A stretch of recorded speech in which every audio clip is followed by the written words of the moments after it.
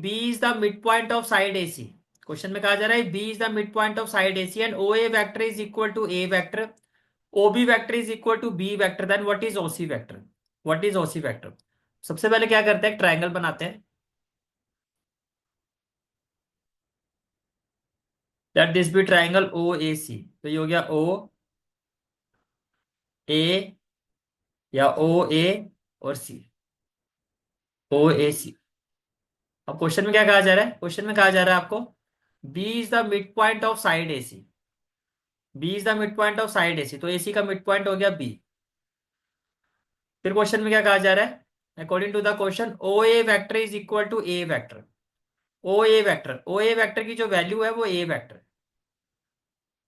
And then O B vector is equal to B vector, O B vector, O B vector की जो value है, मैं ओ को B से ज्वाइन कर देता हूं। एज पर क्वेश्चन ओ बी वैक्टर की जो वैल्यू है that is B vector.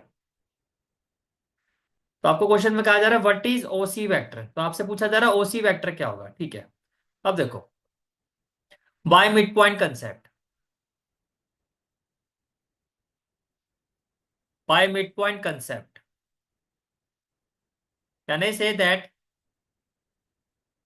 O B vector will be equal to OC vector plus OA vector divided by 2. Now we have to find the value of OC vector.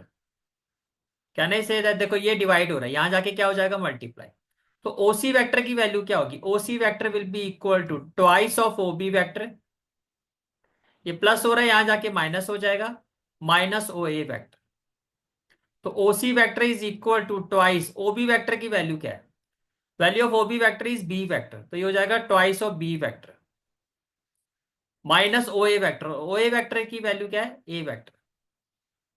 तो बस this is the required answer, that is O C vector is equal to